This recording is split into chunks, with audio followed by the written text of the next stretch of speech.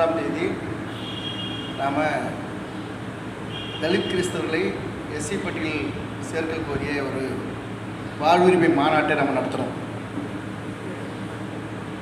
அநேகமாக நம்முடைய அமைப்பு, குறிப்பாக தீண்டாமை ஒழிப்பு முன்னணி, ஒரு இடதுசாரி இயக்கம் தலித் கிறிஸ்தவர்களுடைய கோரிக்கையை ஒரு மாநில அளவிலான, அகில இந்திய அளவிலான ஒரு பிரச்சனை இதை மிக வலுவாக கொண்டு சென்று நாம் ஒடுக்கப்பட்ட அந்த பகுதி மக்களுடைய வாழ்வாதார உரிமையை மீட்டெடுக்க வேண்டும் என்கிற முறையில் தான் தீண்டாமை ஒழிப்பு முன்னணி இதை முன்கை எடுத்தோம். ஒரு குறுகிய கால ஏற்பாடு என்று சொன்னாலும் கூட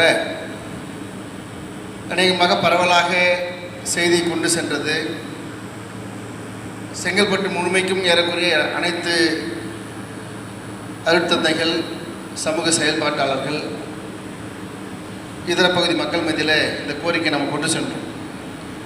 அந்த வகையில் அந்த மாநாடு, முதற்கட்ட மாநாடு நடந்து முடிஞ்சிருக்கிறது. அந்த மாநாட்டை ஒட்டி தீர்மானத்தை நம்ம நிறைவேற்றியிருக்கிறோம்.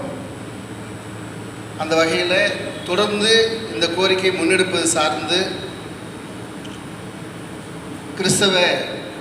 தலித் கிறிஸ்தவ அமைப்புகள், அந்த கோரிக்கைக்கு ஆதரவாக இருக்கிற அனைத்து அமைப்புகளையும் கொண்ட ஒரு ஆலோசனை கூட்டத்தை நடத்த வேண்டும் என்று மாநில தலைமை வழிகாட்டியது. அந்த அடிப்படையில் தான் இன்றைக்கி நம்ம ஒருங்கிணைச்சானே. ஒரு வாரத்துக்கு முன்னாடி இந்த தகவலை சமூக வலைதளம் மூலமாகவும் நேரடியாகவும் அழைப்பதில் அச்சிட்டு தோழர் ராமலிங்கமும், தோழர் வெங்கடேசன், தோழர் தனசாரி உள்ளிட்ட தோழர்கள் பரவலாக கொடுத்துருக்குறோம்.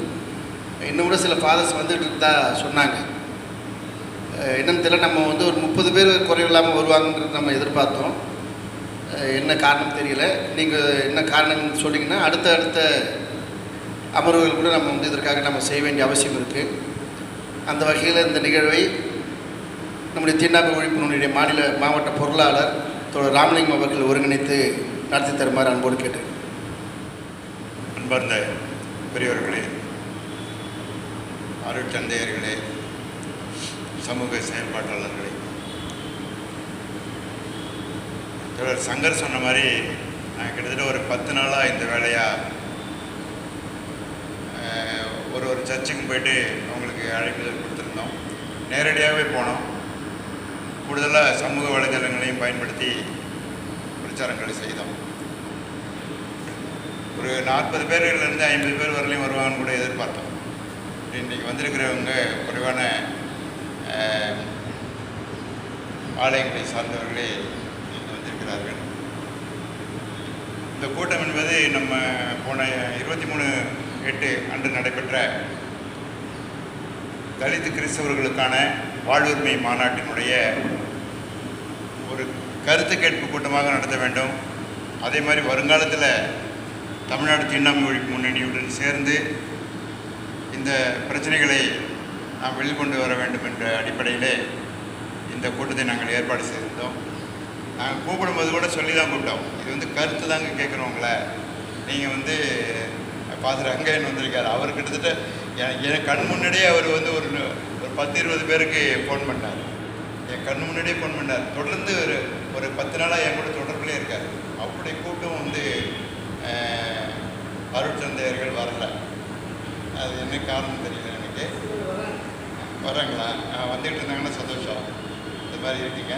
இப்போ எங்களுடைய இந்த தீண்டாமை ஒழிப்பு முன்னணி முன்னாடியே நாங்கள்லாம் அடிக்கடி சொல்கிற மாதிரி பல்வேறு பிரச்சனைகளை, தலித் சம்மந்தப்பட்ட பிரச்சனைகளாகட்டும், கிறிஸ்தவர்கள் சம்மந்தப்பட்ட பிரச்சனையாகட்டும் நாங்கள் செய்து நடத்திட்டு இருக்கோம். அருந்ததியர்கள் பிரச்சனையை நாங்கள் தான் முதல் எழுப்பி அதை தமிழக அரசுக்கு கொண்டு சென்று கலைஞர் பேரில் இன்றைக்கு அதுக்கான ஒரு உள்ஒதுக்கீடையும் வாங்கி அந்த உள்ஒதுக்கீடு செய்தது சரி என்று சுப்ரீம் கோர்ட்டில் சொல்லும் அளவுக்கு அந்த பிரச்சனைகள் லைவாக வச்சுருந்து இப்போ சுப்ரீம் கோர்ட் அதை ஏற்றுக்கொண்டிருக்காரு. அந்த அடிப்படையில் தலித்து கிறிஸ்தவர்களுக்கான இந்த இடஒதுக்கீட்டை நம்ம வென்றெடுக்க முடியும் என்ற அடிப்படையில் தான் இந்த கூட்டத்துக்கு நாங்கள் ஏற்பாடு செய்தோம். இது தமிழ்நாடு பூரா கொண்டு போக வேண்டும் என்று பலருடைய அபிப்பிராயம். அப்படி அபிப்பிராயம் சொன்ன அருட்தந்தையர்கள் கூட இங்கே வரல. எங்களை நேரடியாக சொன்னாங்க, தமிழ்நாடு பூரா கொண்டு போவதற்கு நாங்கள் உதவுகிறோம் என்று சொன்னார்கள். அவர்களும் வரவில்லை. தொடர்ந்து வந்தாங்கன்னா சந்தோஷம். அந்த அடிப்படையிலே இந்த கூட்டத்தை நாம்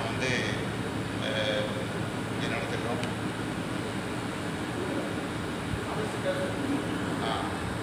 நீங்கள் அதனால் இப்போ கருத்து வந்து நீங்கள் வந்திருக்கக்கூடிய அருட்தந்தையர்கள் உங்களுடைய கருத்தை அந்த மாநாட்டை பற்றியதும் தொடர்ந்து நம்ம செயல்பட வேண்டியது பற்றியும் கருத்து சொல்லுமாறு கேட்டுக்கொள்கிறேன். தொடர்ந்து இந்த போராட்ட களங்களும் அல்லது இந்த உரிமை பெறுவதற்கான இந்த முன்னெடுப்புகளும் தொடர்ந்து இருந்துக்கிட்டே இருக்கணும்.